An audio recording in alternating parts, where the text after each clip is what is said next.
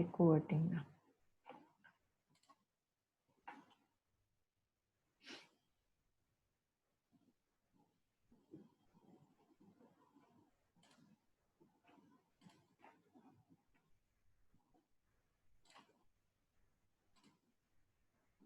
Okay, whatever we have been discussing till now in your economics module, it is, we are talking about equilibrium, right? So we are just talking about intersection of demand and supply.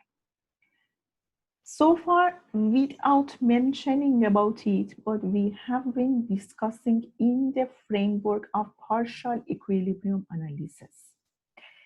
The reason that we are mentioning it as partial, because we just focus on one particular market and we don't discuss about the real fact in the economy that a lot of markets are interrelated. All the markets. We can never ever, for example, say this segment the real economy from the financial market, or goods and service and products from the financial market are always interrelated. And even if we want to focus on the goods market itself, again, all of the goods are interrelated. On top of that, nowadays with the globalization factor, even the goods and products of one country are having impact on the goods and products of another country. So it means that we are talking about the fact that we cannot focus solely on one market anymore. So gradually we want to open up. How to open up? To show that the markets of different products are interrelated. That's the first fact. The second fact is that not only within one country, but also the policies of other countries are affecting on the production and consumption of our country. So that is the concept of globalization, trade, openness that we keep talking about.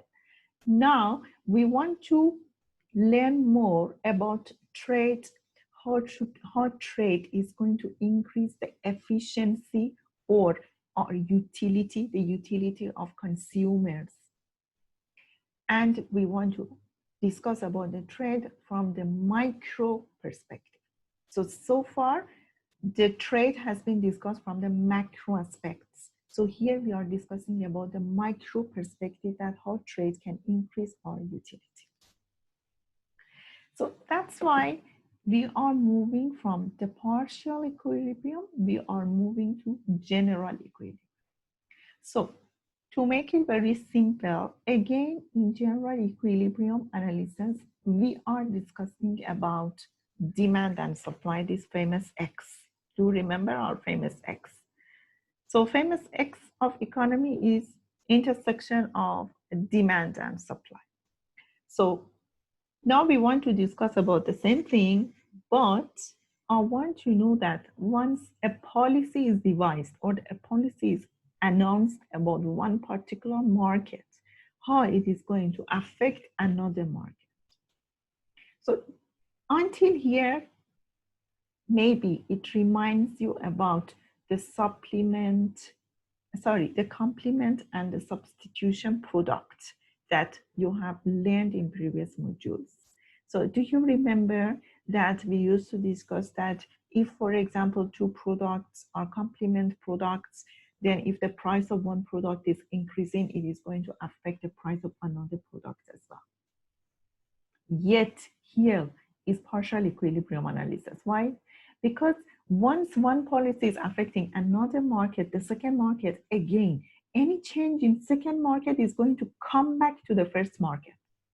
So it means that we can never say that it is one-way direction from the market in which the new policy is announced towards the other market.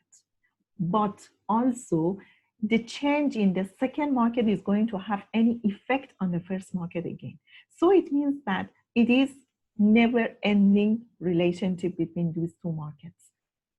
A shock, or we can say a policy, or in another word, a change in one market is affecting the second market.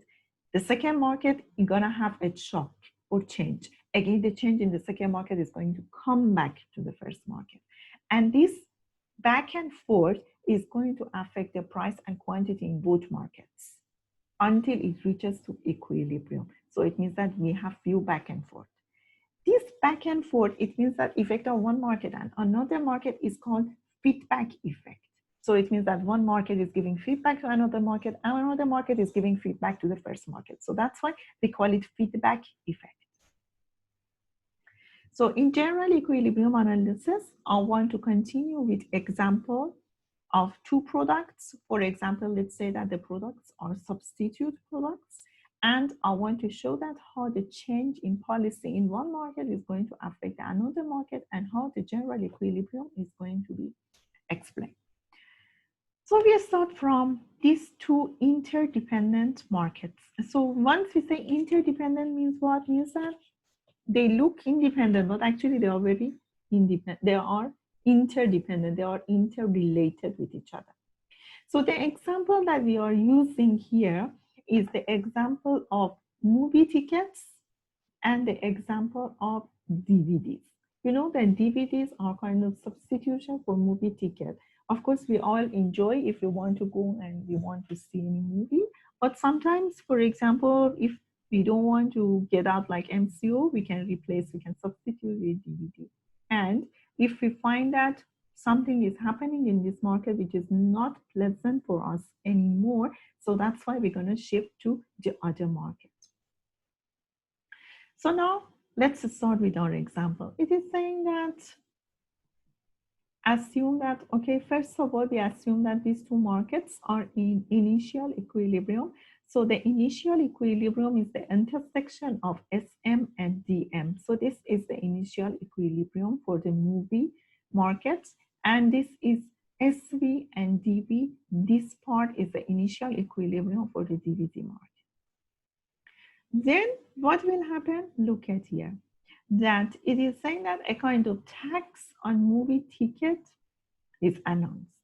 Here, the book is saying that tax, but I just add that this tax is not tax on consumer, it's a tax on producer.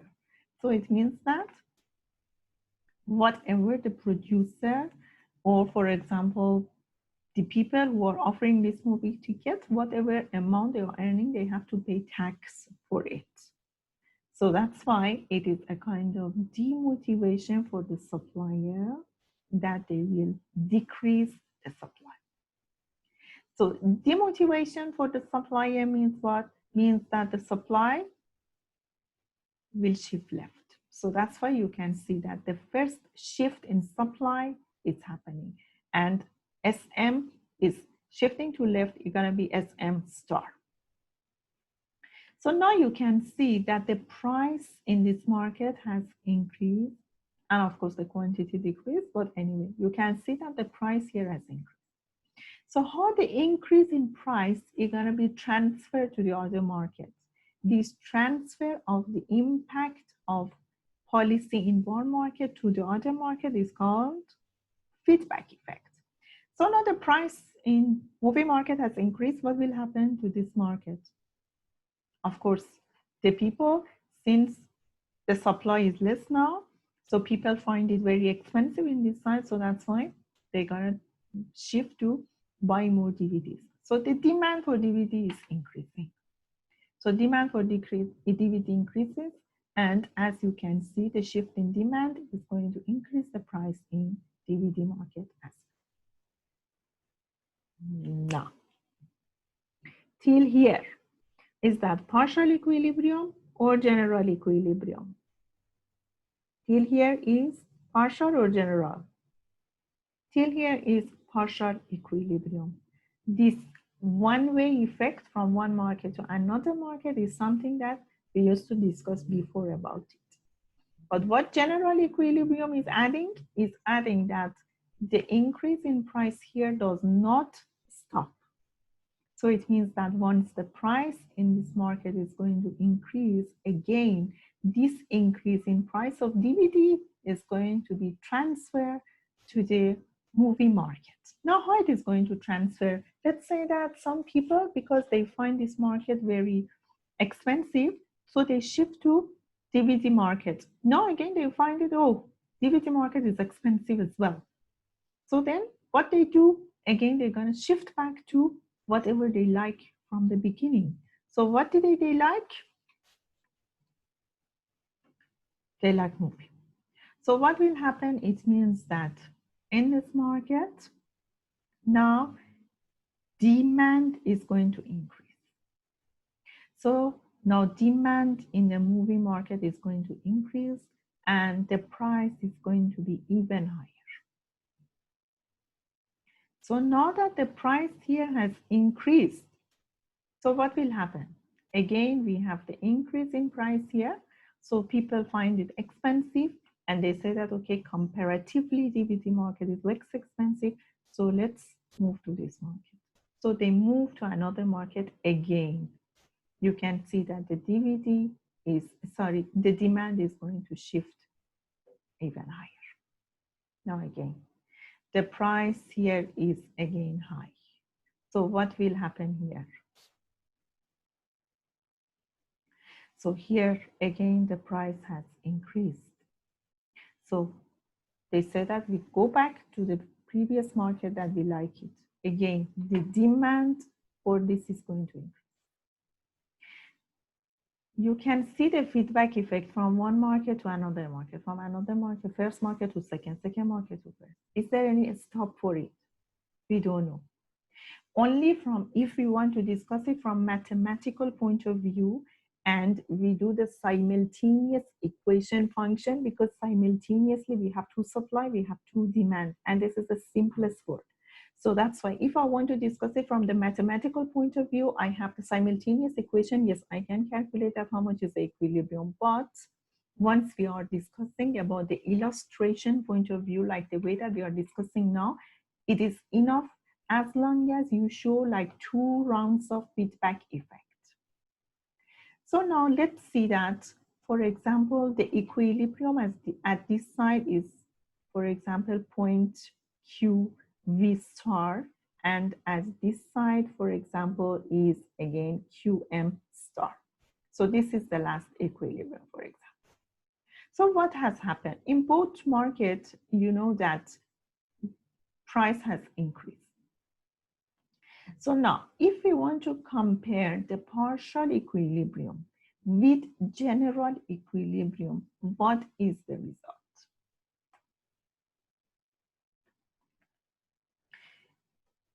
Can anyone tell me from this that with, okay, let's put it in this way, that with partial equilibrium, that it was only this side, that the price increased to 3.5 at this market and increased to 6.35 at movie market. So this is partial equilibrium. So maybe I can write here that, because later I want to make conclusion, that for partial equilibrium, later on I share this with you, okay, what I'm writing. So for partial equilibrium, we have DVD market and we have movie market. So the price in DVD market has become 3.5 and in movie market it has become 3.65. This is the partial equilibrium. Then once we move to general equilibrium, once we move to general equilibrium, what will be the final answer? The general equilibrium. So again, we have DVD market and we have movie market. So the final price is 3.58. And in the movie market, the final price is 6.82. So let me now show what I wrote here.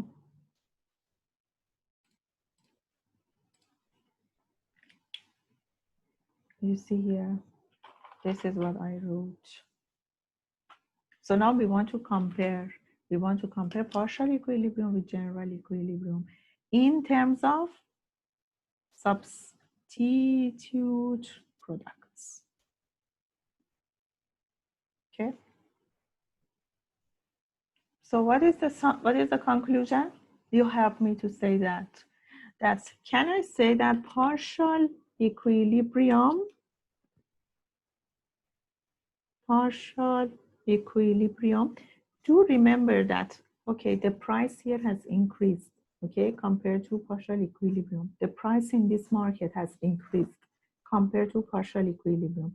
So then can we say that partial equilibrium under states the impact of policies for the substitutes products. This is very important conclusion that, as you saw, even we can get back to the slide again, that you saw that with partial equilibrium, we show only one level of shift. So with first level of the shift, both markets, they experience the rise in price. That's fine.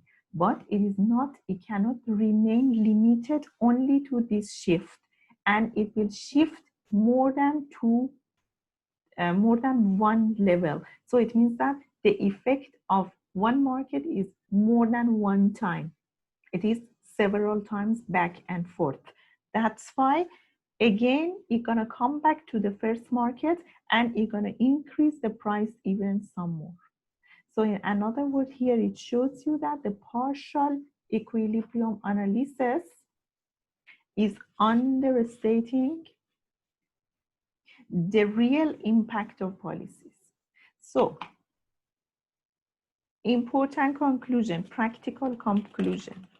If the government is setting policy about one product, can we say that the effect of that product will appear only in that particular market? Never ever. Any policies that the government is devising is going to affect all markets because the markets are interrelated. Some markets are very obviously they are interrelated, but there are a lot of markets that they have correlation, but it is not obvious. And only once we devise a new policy, we saw the reaction, we can see the reaction in other markets, then we understand that they are interrelated. So do you want me, you just write in the chat box that, do you want me to draw the equilibrium again for both markets, or you got it about the substitute products? If you want me to write it again here, I can do. Otherwise, it is available in your slide. So please,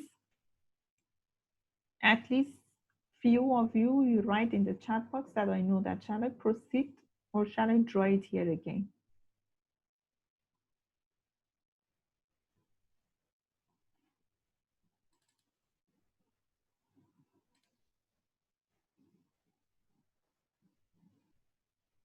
Okay, any more answer apart from Sophia?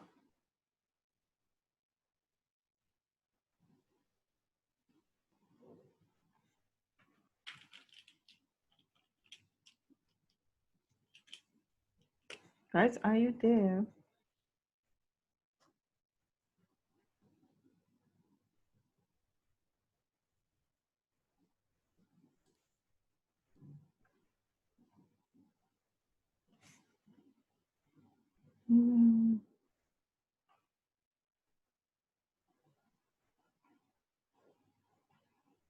Only two, we have 38 participants. I think we need to see it again. Okay, thank you. Out of 38%, not even 10% you responded.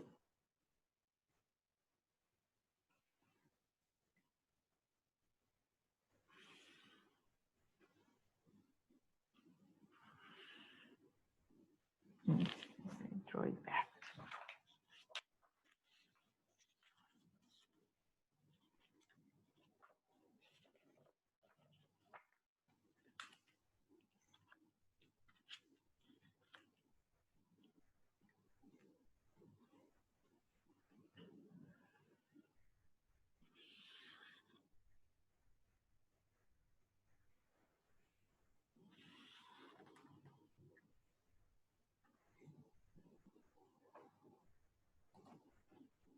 So we have two markets. Here was movie market. and here was a DVD market. So here is P and here is Q. So we draw the initial one.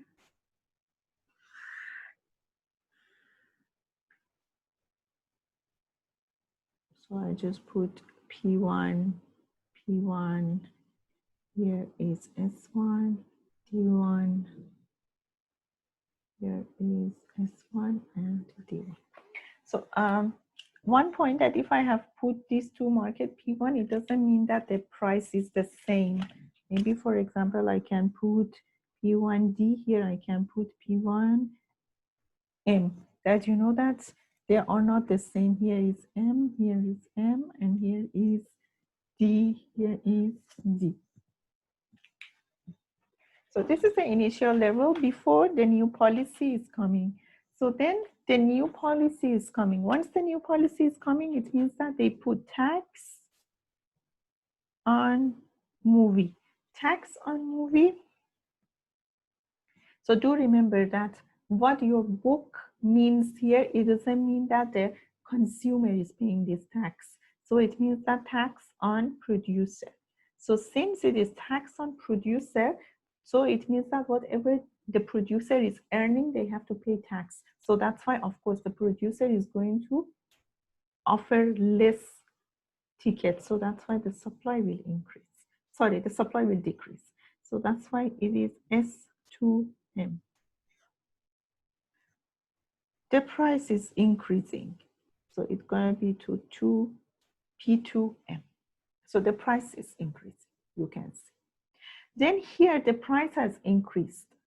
So the price has increased. Definitely the people, they say they find this market very expensive. So that's why they shift to the other market. They say that we want to watch the movie. So instead of going for the movie, we go to the DVD shop and whatever movie is available, we buy there. So that's why the demand for DVD is going to increase. So shock in supply side has affected the demand side. So that's why demand is going to increase. So here is D2 for DVD, and here is P2 for DVD. So to show it again here, here is E1, here is E1. Here I put equilibrium of P. Why I put P? Because this level is partial equilibrium. So only first round of shift, only first round. So here again, I put EP. Here is for DVD market, here is for movie market. So I put EP. Why I put EP?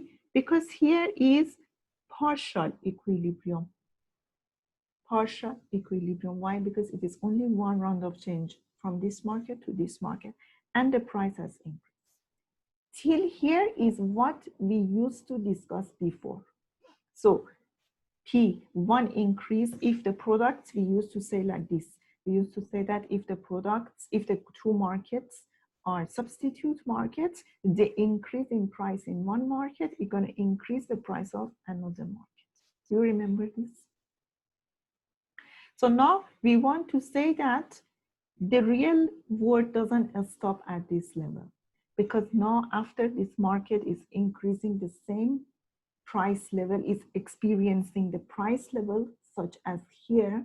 So that's why the people who love movie, again, they come back to this market. They say, hey, we came towards the DVD because we find it relatively cheaper than this market. But now that this market is experiencing the rise in price as well, it is not cheap anymore. So that's why comparatively we prefer this market. So now people are coming back to this market. Do remember that once we are talking about the effect of one market in another market, we are talking about the feedback effect from the second market towards the first market. So what will happen? The change started from the supply, it changes the demand of another market. No, the demand change in demand of another market is coming back to the demand of the first market. So it means that, again, now people are demanding more of movie. So let's shift the demand. This is demand, right? So I shift it here. This is demand. So demand increased. So here is D2 for movie. So now this is the new price. This is my supply. This is the previous supply. Previously it was demand like this. Now demand is more. So that's why P is going to increase. So here is P3M. Again, price in this market increased. Is the increase in this price of this market is going to affect the other market? Of course. Again, the feedback effect transfer the effect or the change in price from one market to another market. So that's why, again, the demand of this market is going to change. So I show another shift in demand. This is D3. So what will happen to price here? You can see that now it is P3 in the demand. So again, the price has increased. Again, we have the increase in price here. Can we have again the feedback effect? Yes. What will happen? The feedback effect again is going to shift the demand curve somehow more because the price here is expensive. So there are a lot of people that say that no, that relatively they are in the same price level. Both of them, they are experiencing the price rise. So that's why we better go back to whatever we enjoy at least. So okay, they enjoy movie more. So that's why the demand is going to shift higher here again.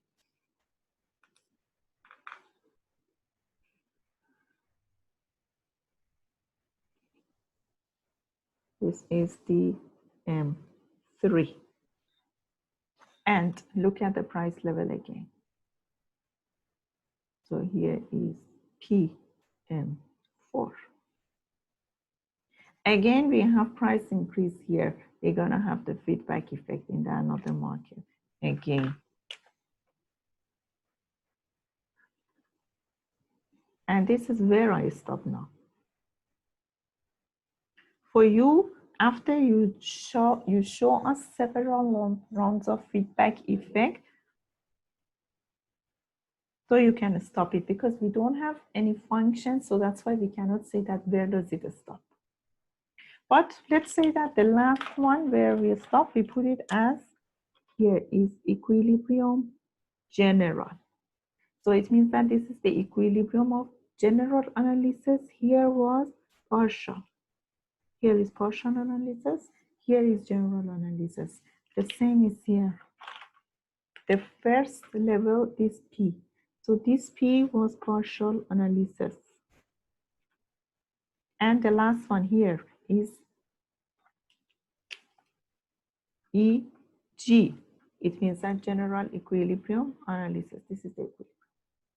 So now you can see that what is, you compare the price in this market in the general equilibrium, which is here, with partial equilibrium. You see that in real world, the impact of policy is more than what we think.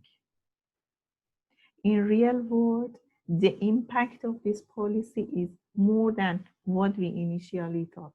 So initially we thought that, okay, the price increase is very, very little, but in reality, the price increase has been so much. The same is here. We think that the price increase is going to be little, but the price increase is very high.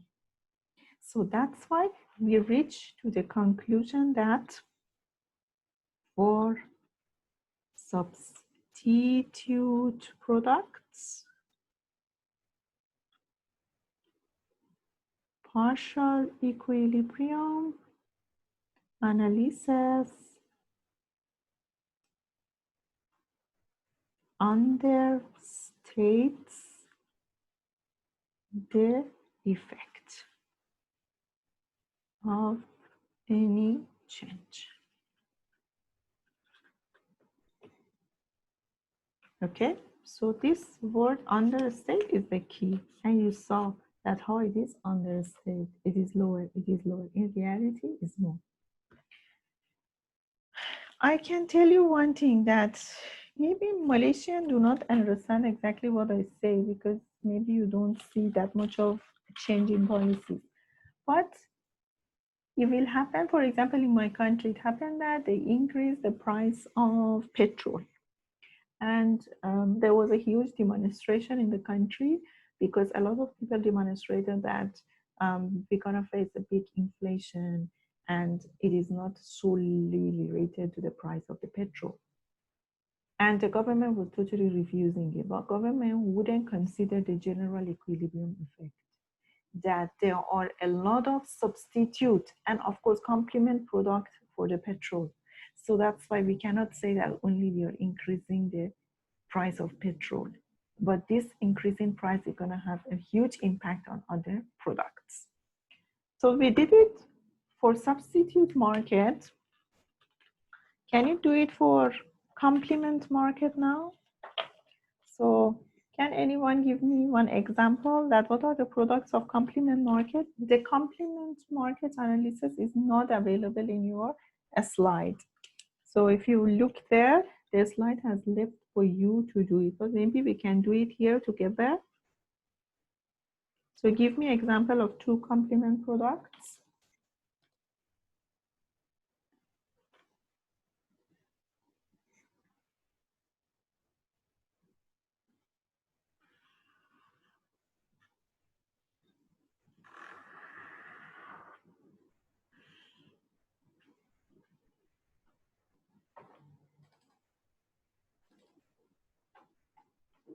Tea and sugar, butter and bread, yeah. The typical examples that we use. Okay, we take any of these examples.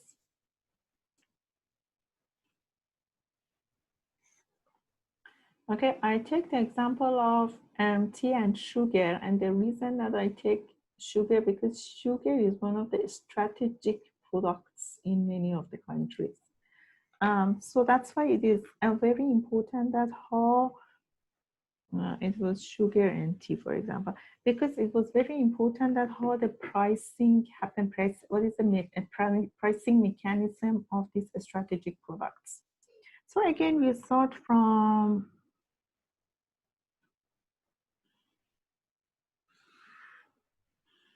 the initial level.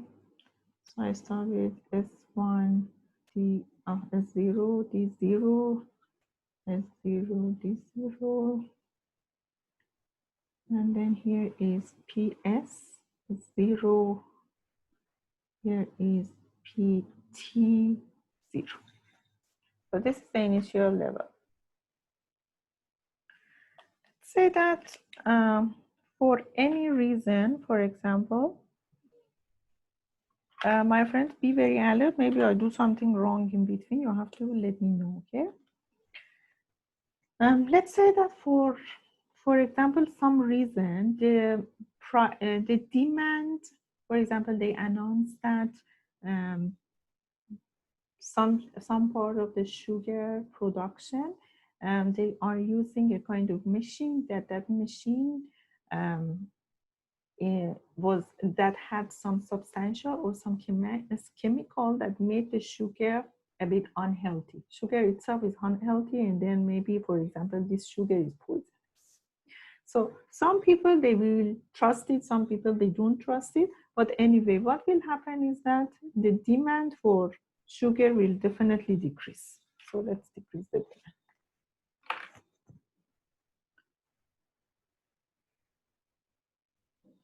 So that's why it is D1. And of course, the price of the sugar will decrease. And here, the quantity of sugar also will decrease. So it means that people would consume less sugar.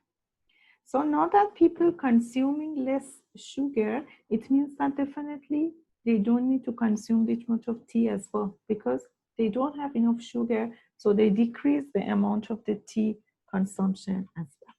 So let's show it here.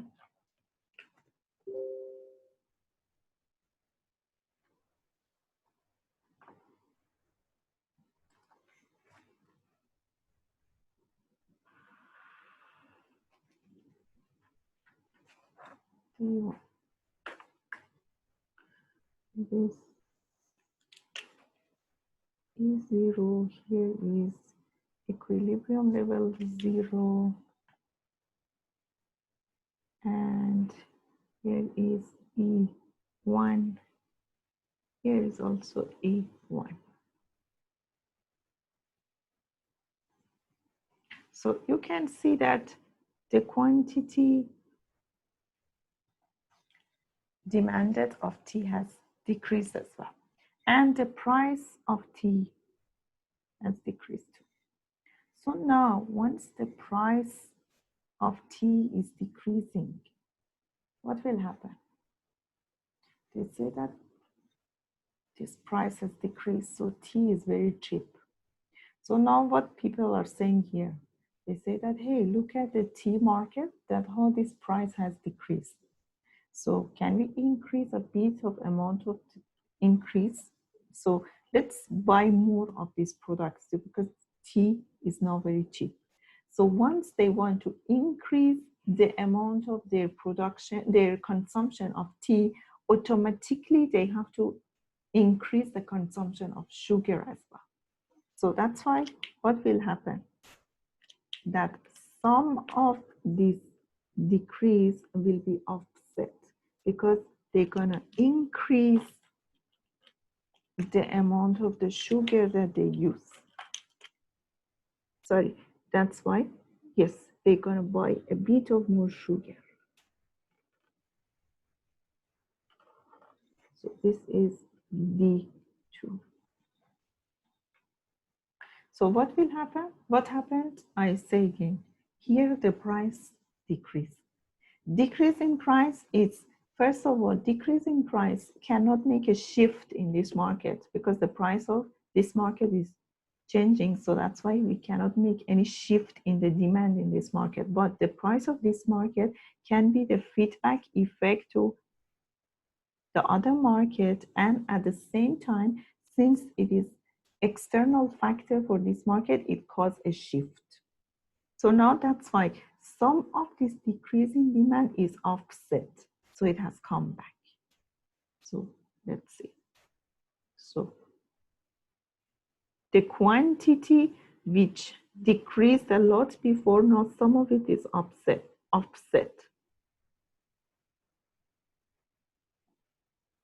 And the increase in the consumption of sugar automatically will increase the consumption of tea as well.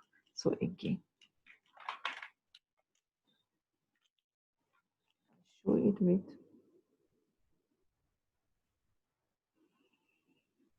this is D2. So this part here was partial equilibrium. For here, this part was partial equilibrium.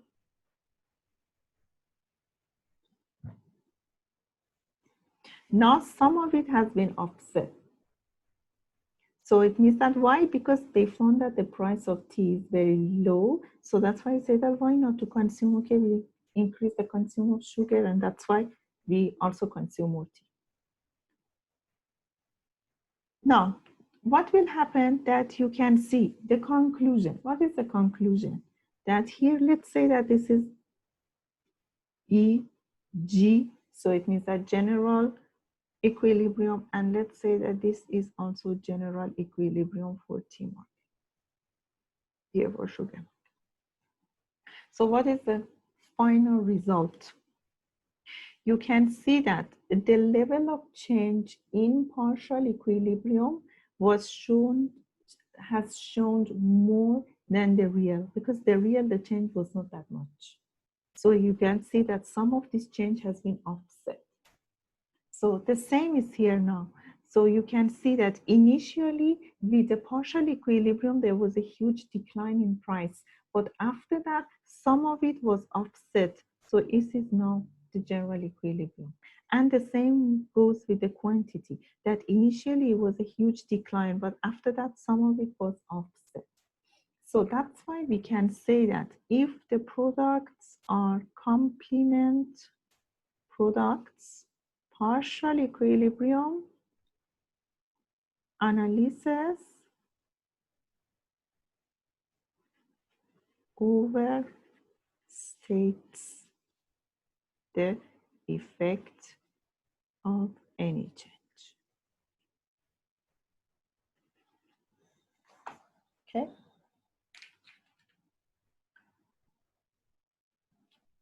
So complement partial equilibrium is overstating. If there are substitute, partial equilibrium is understating. You have to do this practice until you learn that how you have to make a shift to show that complements are overstating and substitute are understating.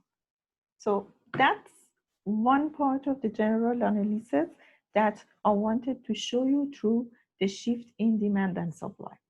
One more point that till I'm here I can explain for you is that you see that how many times we are calculating the equilibrium. So that's why if, for example, I give you the QS equilibrium supply function and demand function. So it means that you have to do supply demand function for market one, and then you have to put supply and demand function for market two. And then you have to do it with simultaneous equations. So it means that you cannot put only demand and supply of one market and you calculate the final answer, because you have to calculate for both of them together. It is happening at the same time. Okay? So this we're going to practice in the example that I show you. That was the first part I wanted to explain to you. Then let's get back to our slide.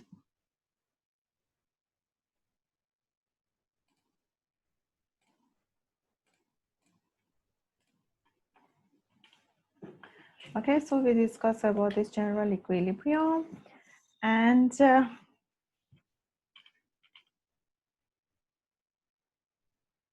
here is this important sentence that if the products were complement, partial equilibrium will overstate the impact of a tax.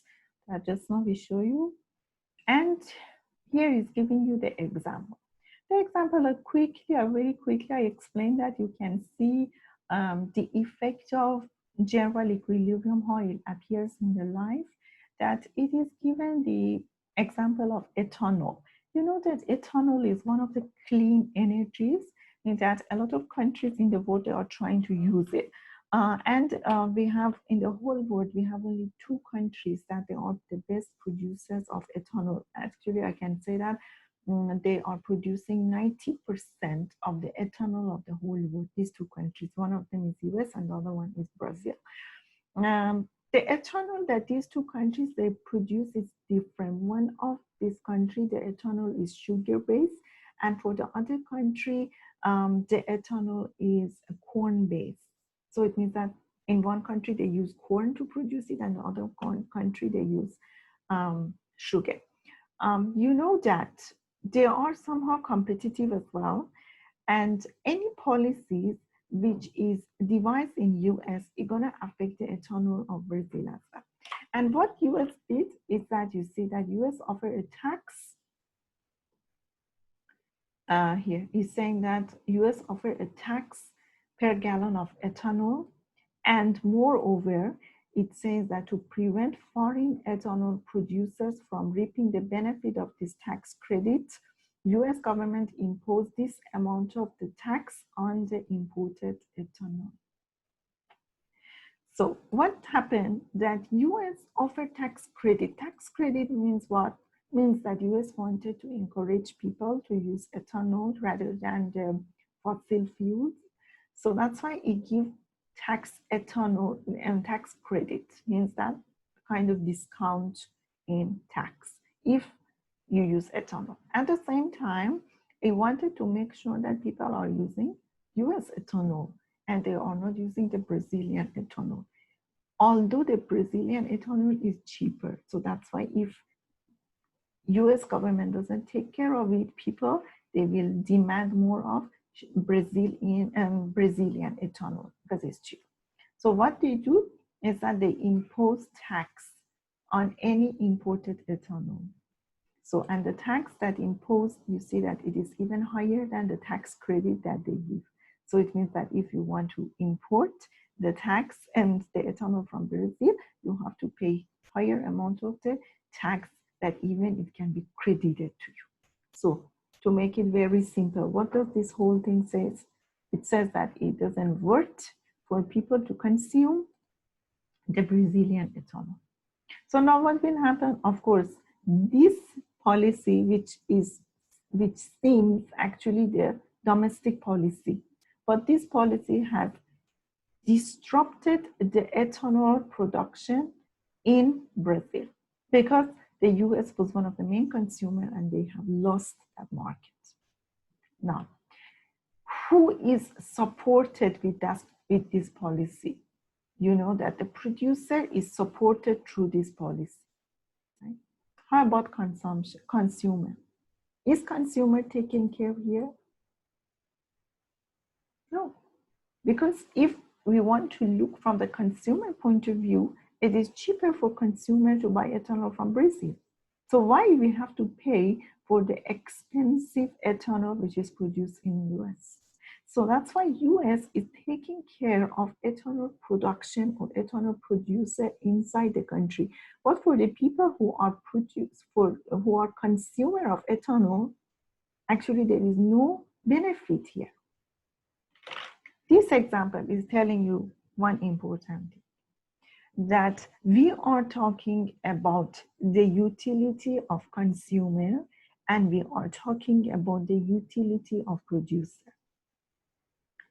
Utility of consumer, producer, together are going to give us the overall utility of the country.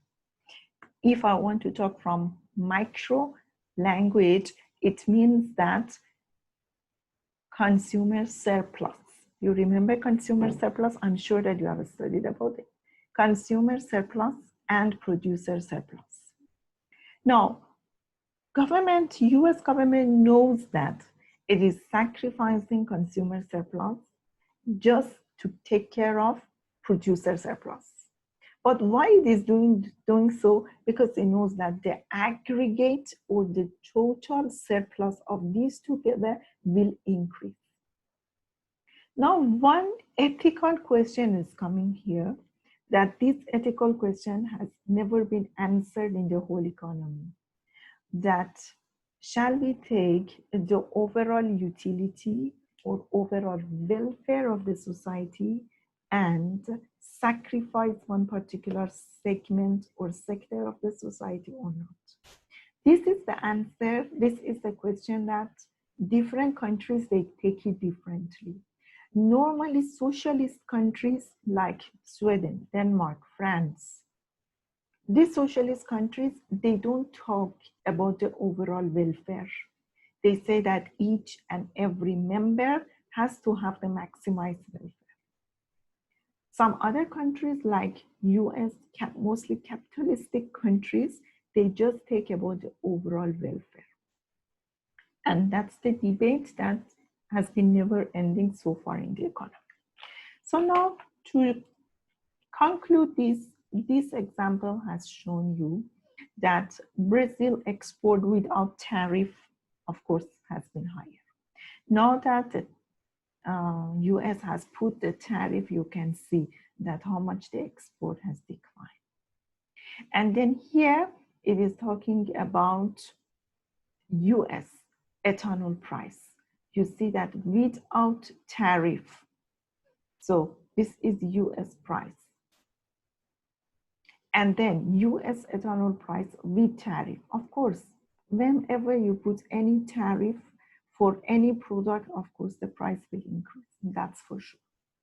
But if you put no tariff to be able to compete with each other, they have to decrease the price.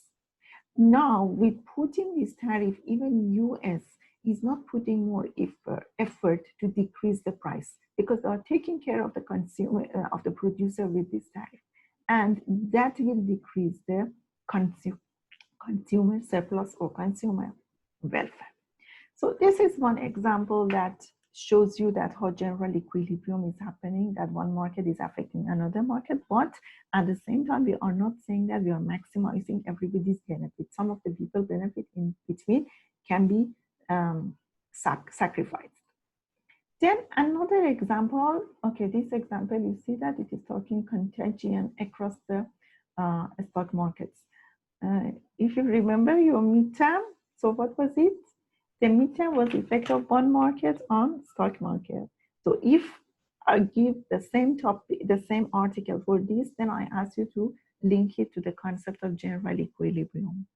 Then you have to talk about the contagion or the feedback effect from one market to another market. Do you remember that in the article it was mentioned that any change in bond price in bond market is going to affect the stock market, and that's why we say that overall the bond and stock, they are moving in the same direction. Normally they are a kind of substitute for each other. Any impact in one market, people are moving to another market.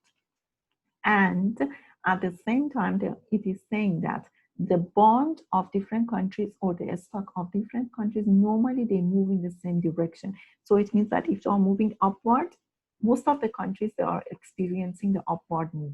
So you can see that it has given you the index for many countries, and you see that they are all having the same trend. It doesn't mean that the value is the same. It means that the trend that they are following is the same. So that talks about, again, the general equilibrium, that how these markets, they are interrelated, and it is linked to the factor, to a kind of phenomenon, which we call it contagion.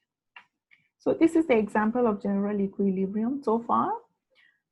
So now that we talk about the contagion, we talk about the impact of one market and another market, gradually we want to show that how the interaction between two markets is going to help the consumer and how it is going to help the consumer.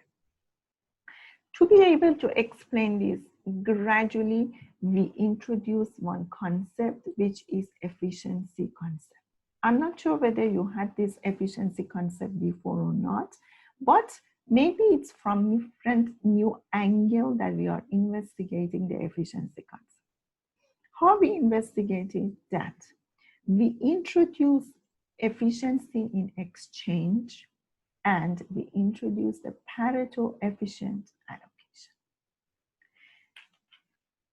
Just to give you again, to make your mind ready, that we have discussed about interrelation of the markets, and we have discussed about globalization. We say that a lot of countries, they do the transaction among themselves. So now that the countries, they do transaction, so it means that they do trade. So they offer some products and then they receive some products. We want to make sure that in which scenario this trade is beneficiary for consumers. So this topic of efficiency and efficiency in trade is can be for the producer side as well. So it means that the efficiency has to be discussed from both consumption and production side. For simplicity, again, you go towards the end of the slide, you see the production side. But for now, again, I have decided to skip the production side and I focus on the consumption side. It is very similar, but if I can manage to convey this properly to you, I think that that's enough. So we want to talk that how we can increase the efficiency of exchange. It means that we want to make sure that if any trade is done, so both sides are taking benefit. Both sides means that, for example, it can be both consumer. We say consumer, but overall we mean countries. to make it very simple, we use 2% to simplify it. So instead of 2 countries, I say percent A and percent B. So to do so, I have to introduce one concept, which is Pareto efficient allocation. So if you have studied before, maybe you know that what Pareto is saying. Pareto efficient is saying that it is the kind of efficiency that in which both people, they are in their maximum utility. So both sides, they have reached to their maximum utility. If you want to make a move from the Pareto efficient allocation, it means that if even one person is having more benefit, but we are sacrificing the other person's benefit. If you want to talk from macroeconomic language, we say that in a Pareto efficient allocation of goods, no one can be made better off. It means that if you think that one person is going to be better off or have more utility, definitely the other one is getting worse off. It means that you are sacrificing one person. Do you remember that? The equity issue that I said, you see that here it is saying that it has equity implication. Why equity implication? Because it says that you have to treat all members of the society equal. You cannot say that I'm increasing your benefit and I'm sacrificing, I'm making the other person worse off. It has equity implication. Some countries never ever they're going to do that. Some countries they do that. They say that, hey, because the joint welfare is more. So that's why let's increase somebody's welfare, no matter if the other person's welfare is worse, because the sum of them is more. So Pareto efficient is a situation that a lot of countries, they like to remain in this situation because they know if they want to make a move from this situation, no one can be made better off without making someone else worse off. So to memorize this you have to memorize it. In Pareto efficient situation, no one can be better off without making someone else worse off. You mean that you are sacrificing someone. That's why we say that this situation is efficient. Because and in that situation, nobody is worse off. Both of them in their maximum utility. We want to change it, one of them has to suffer from lower utility. So that's why we say that this is the efficient allocation. So now, gradually with the help of the example, I want to show you that how we want to maximize the utility of two consumers. So of course, I want to show it with the example. Without this example, this mathematical formula might be a bit complicated for you.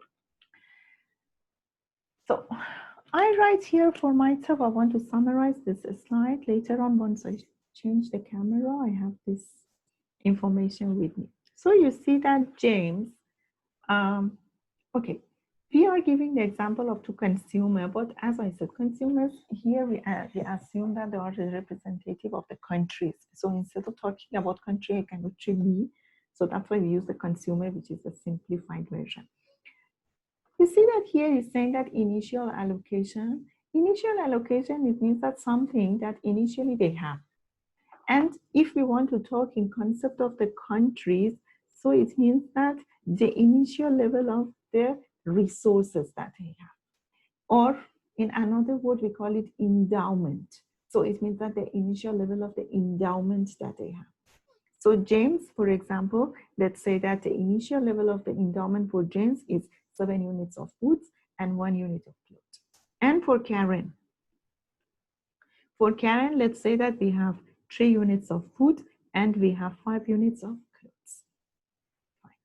Who has more food? James. Who has more clothes? Karen. So then this is telling you that marginal rate of substitution of food for clothing is 3 for Karen. So in front of Karen, I write marginal rate of substitution of food and drink, food and clothing. For Karen is 3 and 1 unit of food, For JAME, I explain here for you later. JAME MRS, food and clothes is equal to 1.2. It has given to you. Now, what does it mean? Do you remember that what was MRS? In your macro, you should have studied the MRS. MRS was marginal rate of substitution. Let me share this camera with you.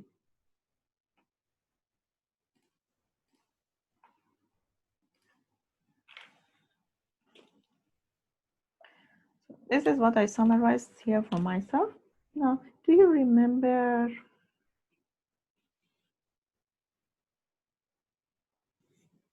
here was Y, here is X. Do you remember this? What was this? If we are talking from consumer point of view. So if you remember, it was utility function. So what was utility function? We say that the amount of the utility that the consumer is receiving by consuming X and Y. And as you see, utility function has a downward slope because we were saying that if we want to make this utility fixed, so it means that all these points here, they have the fixed amount of the utility. So we say that they have fixed amount of utility. So that's why if you want to increase the level of consuming of X, so that's why you have to decrease the level of consuming of Y. So that's why you move from here. So for example, the amount of X is increasing, but you come down, the amount of Y is decreasing, or vice versa. If you want to move from this side to the other side, so you are consuming less and less of X, but you are replacing with Y. So you are increasing more and more amount of Y. So that's why utility function, we were saying that it's a relationship between product X and Y. And this utility is fixed along the utility function. So what was MRS? Marginal rate of substitution, if you remember, it was the slope of this function. And as you know, the slope of utility function is not fixed. So that's why if we are talking about MRS, so it means that we are talking about the slope of one particular point. So if I'm talking about MRS here, definitely the slope here is different than the slope here. So the slope here is more, the slope here is less. So MRS, what was the concept of MRS? We say that marginal rate of substitution, marginal rate of substitution. And what was it? From mathematical point of view, was the amount of Y that we changed. For example, here, let's say that from here to here, we want to move the amount of Y that we consume less until we consume more amount of X. So it means that 1 unit change in X, how much do we need to decrease the amount of the Y consumption? So this is the concept of, again, a slope of the utility function. But what does it mean actually, marginal rate of substitution? As I explained, it means that if I want to write the overall concept, it means that the amount of the Y that you are ready to give up until you gain more X. Now I want to write this definition of marginal utility of marginal rate of substitution, MRS. Normally I show it X and Y. Do remember, X is this, Y is your vertical axis. So that's why instead of X and Y here, for example, it has given F and C. F and C.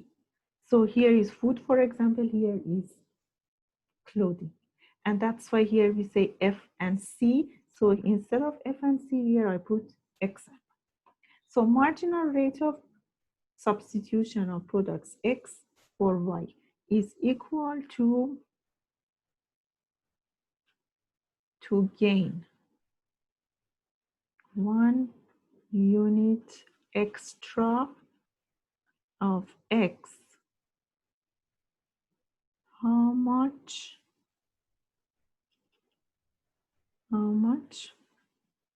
are you ready to do what?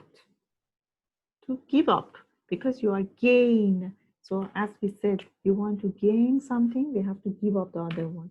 how much you are ready to give up of y. So one is gain, the other one is give up. So it means that if the amount of error FRS for food and C is equal to 3, here it means that this person to gain 1 unit of food is ready to give up 3 units of clothes. So one more time, I show you here with this definition. See, to gain 1 unit of extra X. So it means that to gain 1 unit of extra food, how much you are ready to give up? 3 units. This person is ready to give up of what? Of Y. Y here is clothes. You remember that we said that Karen has more clothes? Yeah, that's fine. That's why he's ready to give up more clothes only to gain 1 unit of food because he wants more food. He has a lot of clothes. The same is here, that this person to gain 1 unit of food is ready only to give up 1.2 units of clothes because this person does not have much clothes. So it means that we know that between these two, who prefers to have more food? This person, because it has a lot of clothes. So that's why the amount of the clothes that she's ready to give up is more than the amount of clothes that he wants to give up. So if I want to write this definition of MRS in another words. Why I want to write in another words? Because I want to adjust it in a way that I want to show the exchange is happening between these two consumers. I want to show the exchange. So to show the exchange for this definition of MRS, I want to write it in another way. I say that to give up 1 unit of X, how much do you demand of Y? So it's the same thing. You see, I told you here that if you move from here to here, you have to give up more Y. If you move from here to here, you have to give up more X. So that's why both is the same thing. For one of them, I say to gain 1 unit of X. It means that I translate it from this side. The other one, I say to give up 1 unit of X. It means that I'm translated from moving from this side. So both is the same consumption, same concept. So to give up 1 unit of X, how much do you demand of Y?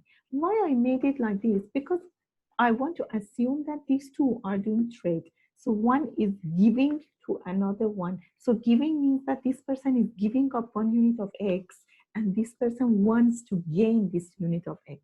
So that's why I twist the definition of it. Now let's get back to our example. That here is saying that this person is ready to give up 3 units to gain 1 unit of food. How about this? Let's write this to that MRS F and C is equal to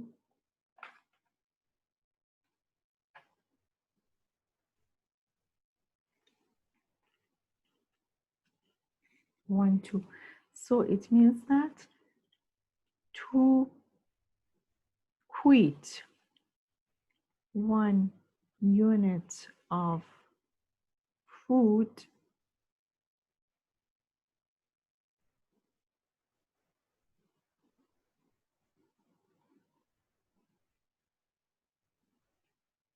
he demands 1 2 unit of clothes.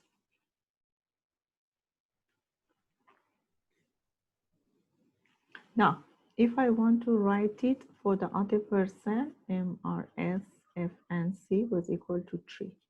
So it means that to gain 1 unit of food,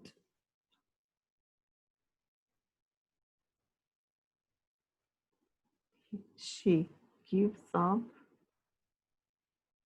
3 units of clothes.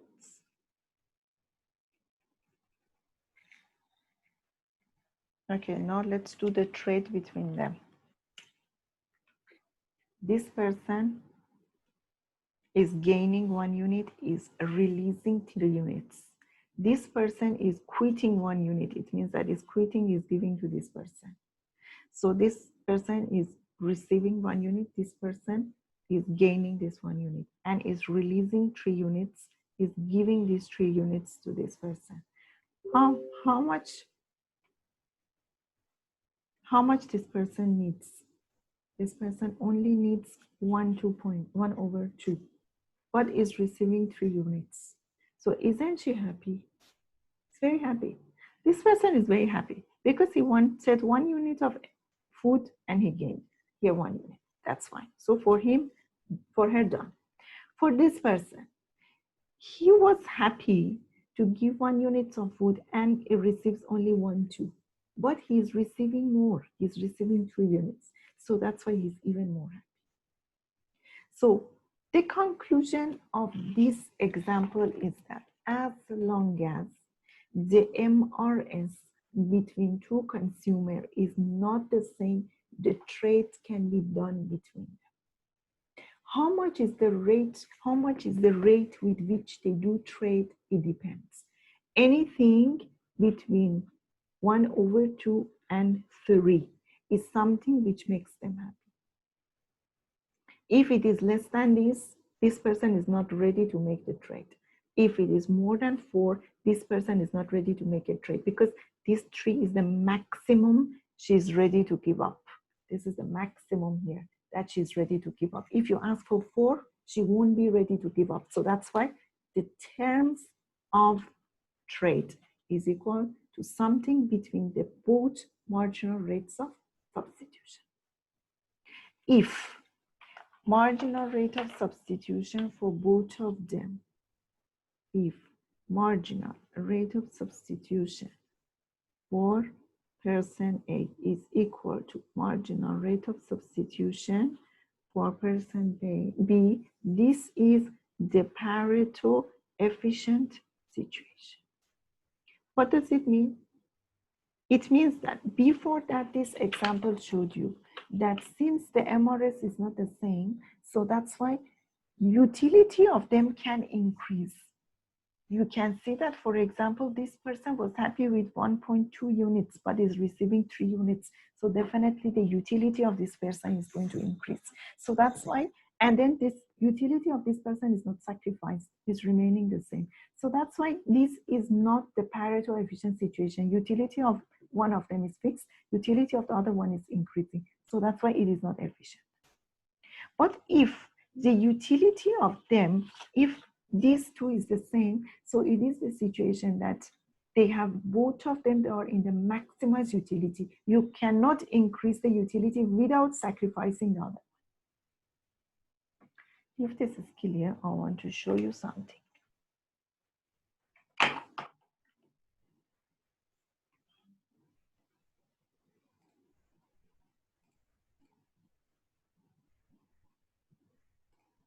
Now, we discussed about this. Now I want to show you the amount of the endowment or the amount of the resources that these two people they had. So first, let me show you here, or I think I better draw it. It's gonna be easier for you to understand.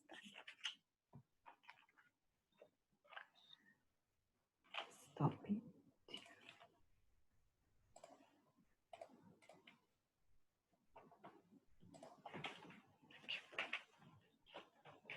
What I want to do is that I want to, whatever we discuss about Karen and James, I want to show. Here is, okay, let me, in this country, if we imagine that this is, for example, they are the representative of the country. In this country, we have 7 units of food, which belongs to James, and we have 3 units of food, which belongs to Karen. So how much is total amount of the food in this country is 10. And how much is the total amount of clothing in this country is 6. So that's why if I want to show the endowment or the resources of the country, so that's why, for example, let's say that here I show food.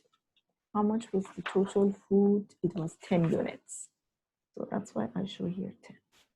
And here is clothing. The total amount of the clothing was 6. So this is the maximum, right?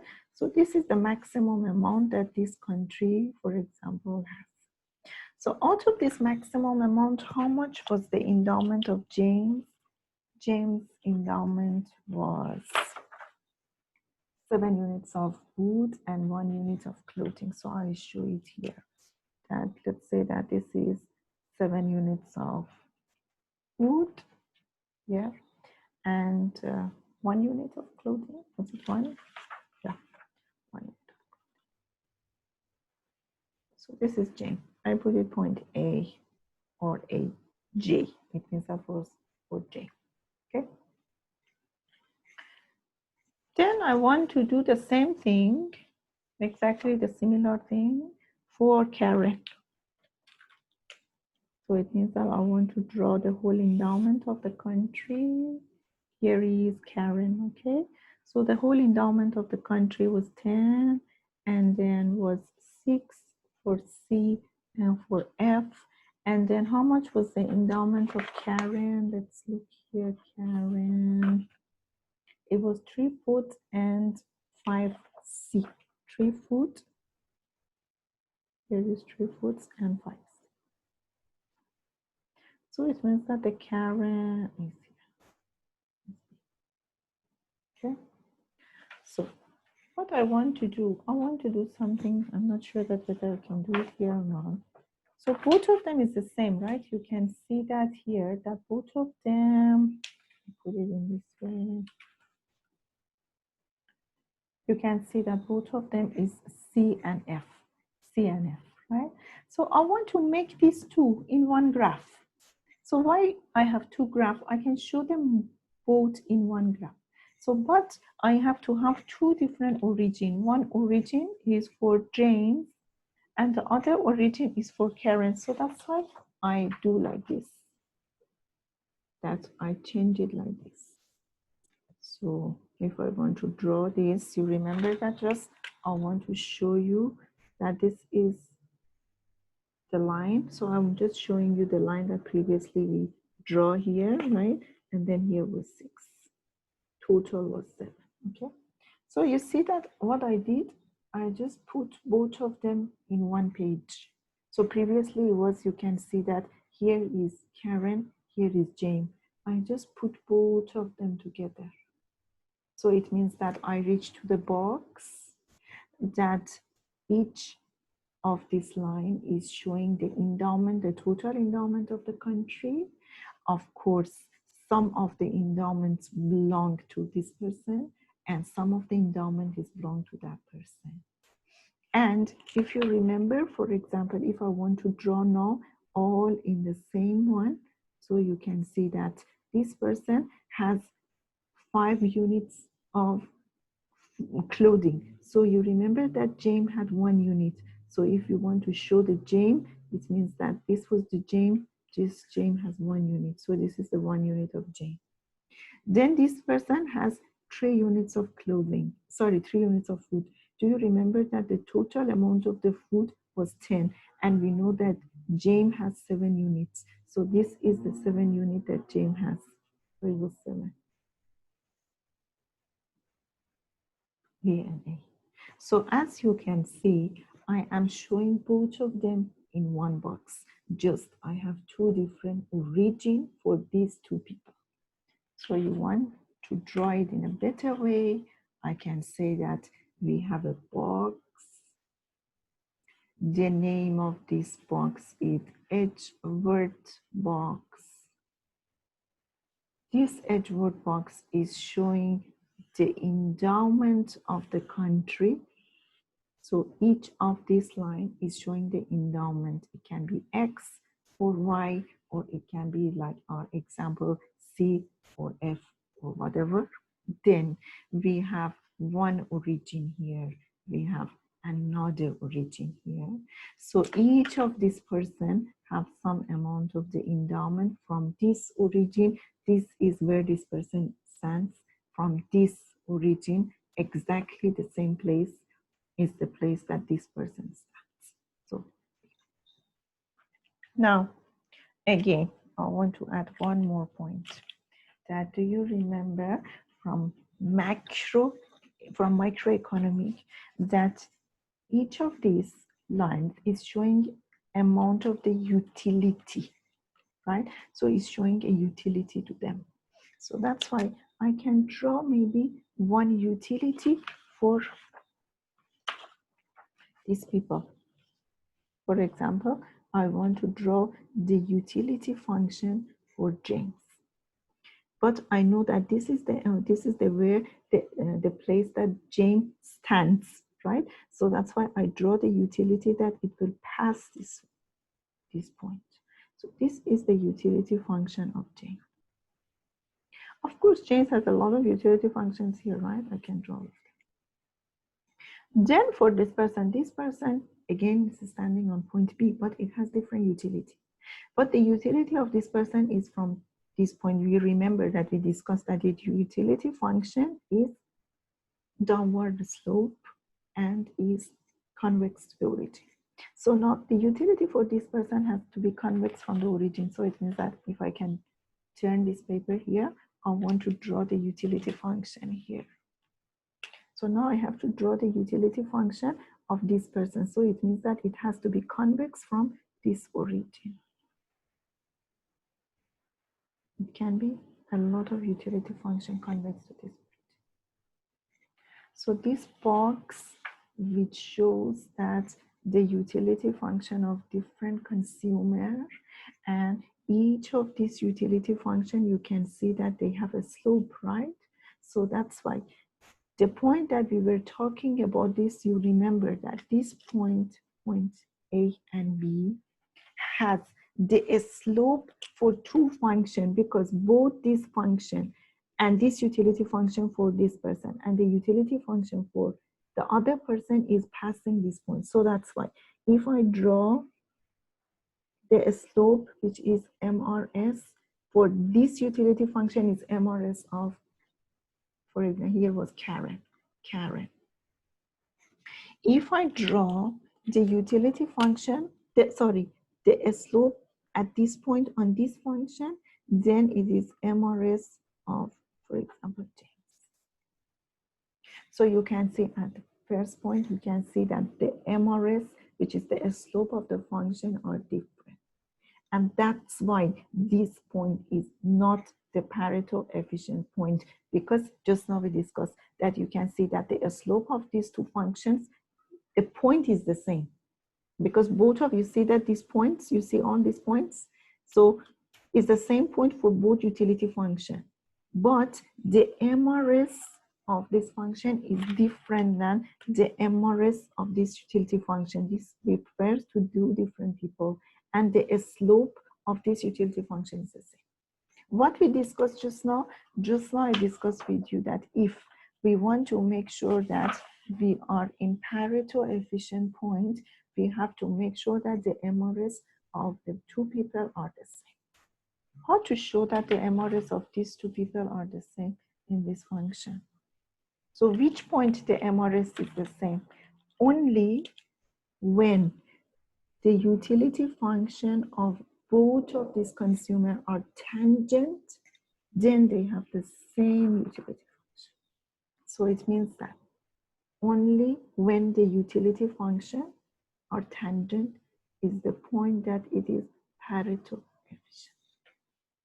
So you want me to draw it again in a very linear way, I can draw it like this. This is our Edgeworth box.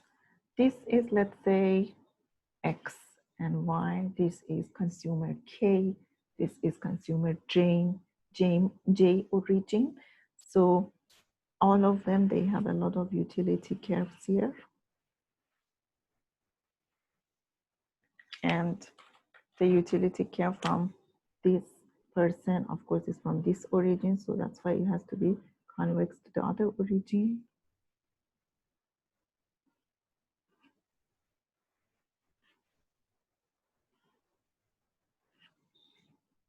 So these are the utility for percent %J. So utility for percent %J. And these are the utility for percent %K. Utility for K, utility for K, right, for this. So where is, you see that these utilities are intersecting each other at different points. But at these points, you can see that the MRS of these two functions are different. So that's why they are not Pareto efficient. Look at this point. The MRS of both functions are different because for this function, you have to draw the tangent line to this function. For this function, you have to draw the tangent line at this function. But how about for this situation, when the both utility curve are tangent? You look at this is the line. You look at this point, this is the line. It's the same for both of them. Look at this is the line. So that's why these points or any other points that the utility curve can be tangent. Let's try another utility curve. Let's assume that these are tangent. So it's another point. So these are the Pareto efficient points. So it means that if this is the last part I explain, and then we finish how many more minutes? Yeah, we have 10 more. So this is the last point I explain. If, for example, let's say that we are in part A, and I want to show that if I part to P, I come to part P, this is not Pareto efficient, but this is efficient. Let's say why. In this percent, this is the utility. We know that the utility is going to increase once we move from here to this. So the utility of K is increasing in this way. The utility of J is increasing when we move this way, because the higher utility means that better.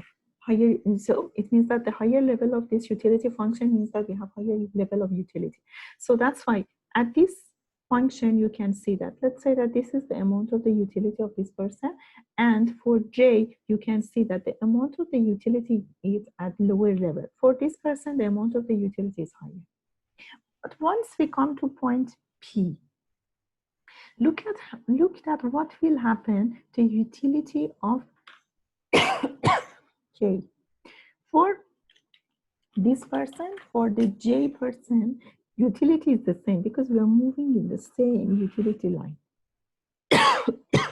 Sorry, from part A, I'm moving to part P. So you can see that this is the same utility.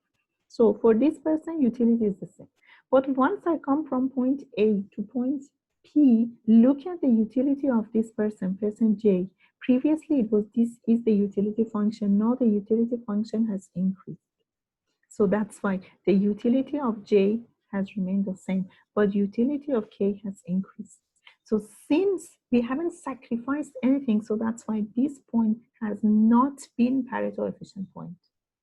So we have to move to the tangent line that both of them now are in the maximum.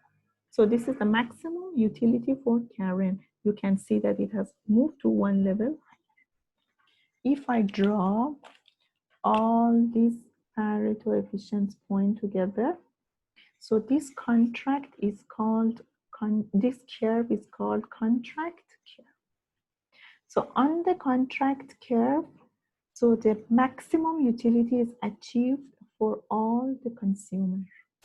So any point which is not on the contract curve, it is the point that makes trade efficient. If you want to do the trade, just do the trade whenever you are in this area. As soon as you are here, then this is the maximum. Some of your friends already left us in the media, so I think that I've talked too much. I made you so tired. And that was our today topic. So I have to do some more examples that I do for you. And don't worry if it is a bit surprising and difficult for you. I do understand that if you haven't studied micro, maybe it's a bit surprising for you now. Anything, any opinion?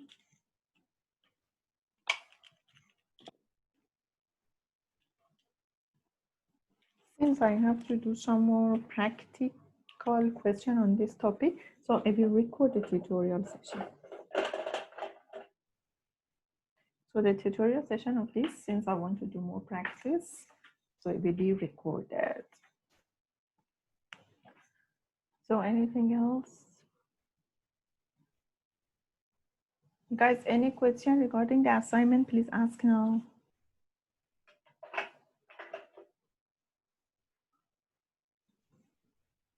Yes, yes, yes. Yes, go ahead. Bye-bye.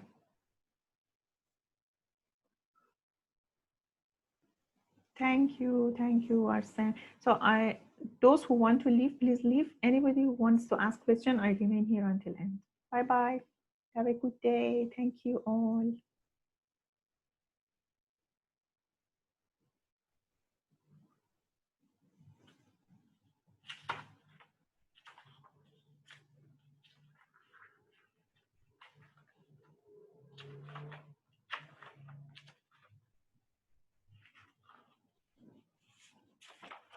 Thank you. Have a good day, Brian.